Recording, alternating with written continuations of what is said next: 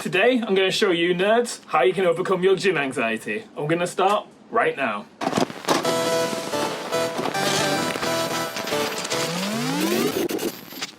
In my time instructing people on their fitness journey, one persistent question comes up sooner or later. And that question is, hey mate, got any exercises I can do at home?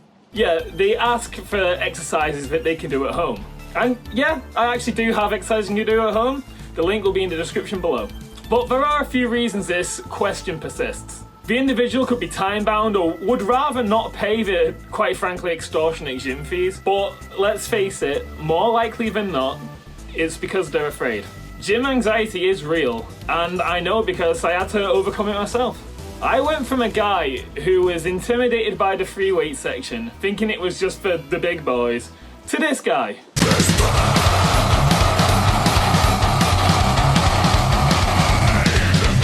Gym anxiety can affect anyone, but geeks and nerds in particular seem to have a tendency to avoid working out in public, and especially when it comes to weight training. But it's important to note that no matter the reason, these fears can be conquered. So let's take a look at the most common fear.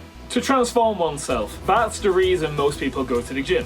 Therefore, by its own nature, the beginner trainee already dislikes the way they look and the way they perform. With this in mind, it's understandable why novices wouldn't want to be seen, especially by those that have quote-unquote made it. This is the fear of being judged for being unfit. Here's a mantra for learning any skill in life. We all start somewhere. To use Pokemon terms, you're a level 5 Charmander in the den of Charmeleons and Charizards. It's no wonder you're intimidated. But all of them were Charmanders too at some point. And most of them remember it. When I see someone starting a fitness program, I don't think, oh, look at that loser. I think that's where I was when I first started. Good for them. Most fit people aren't going to judge you, and the ones that are going to judge you probably used a few rare candies to get the results, if you catch my drift. Within a year of consistent training, you will at least be a Charmeleon, and if you train really hard, you'll be a Charizard. It rhymes, so it must be true. Another prominent fear is the fear of looking stupid. My design tutor used to always say this to me, and it was, the only thing worse than the fear of death is the fear of stupid.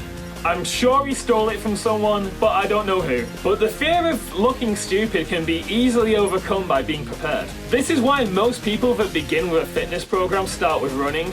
One, it gets rid of the gym anxiety element, but most prominently, it's because they already know how to run. Well, the best barbell movements are the Super Saiyan 6. The squat, bench, deadlift, row, overhead press, and the chin up. And if you can't do a chin up, it will be a pull down. If you overload those 6 movements, you will gain muscle and you'll get stronger. So that's just 6 movements to learn, and that builds the majority of your base. Watch form breakdowns on YouTube and arm yourself with knowledge. With that knowledge will come confidence. There's also the options of using machines. Oh no, right, sacrilegious, a meathead recommending machines. But I think machines can be quite practical. You tend to have instructions on them and there's a much smaller learning curve. When I was a novice, I didn't have the mobility or the stability to perform the squat properly. I'd kind of turn it into this weird, it looked ugly. It looked ugly. And over time, I managed to improve my range of motion. But until I got to that point, I built the majority of my leg base using leg presses. You see, when you do the squat, there's so many little micro movements you gotta keep track of in the body, whereas with a leg press, it's simple. Use your legs, press. So until I had the mobility and stability to squat properly, that was my primary leg movement. The squat used to scare me shitless, but now it's one of my strongest lifts.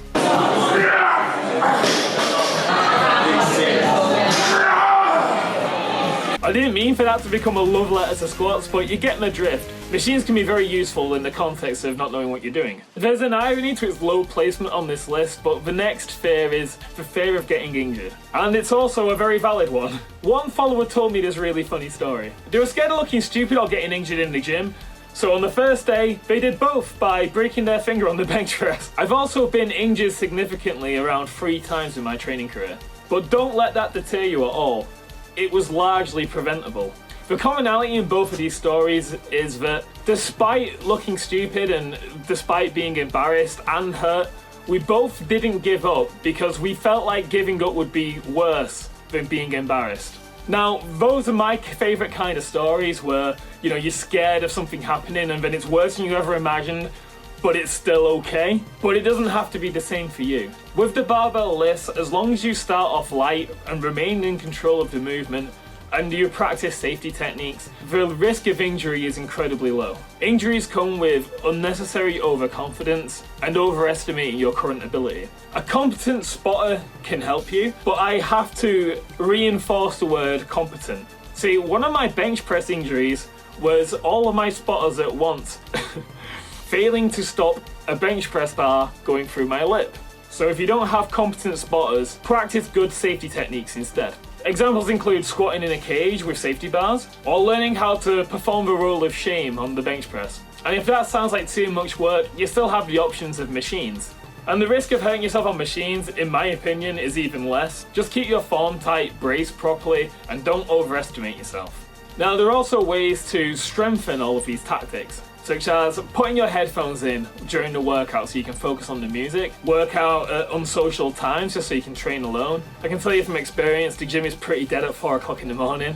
You could train with a friend so you can share the mental load. And when I first started training, I had a training partner. I learned to love training alone and the way it makes me feel. But when you're starting out, if it helps, it helps. Get a competent personal trainer and make sure they're competent, because most of them are fucking awful. And battle anxious thoughts with realistic ones. Like, if you've got a little voice in your head saying, oh, all this bad shit's gonna happen, combat that with, probably not. Just keep reminding yourself that it's probably not that big a deal. Easier said than done, right? All of this is easier said than done. But there's no other alternative to self-improvement. You can't control how you feel, but you can control what you do. The confidence to be gained from overcoming your boundaries will feel incredible. I know, because I did it. And in many ways, that's more important than the act of training itself.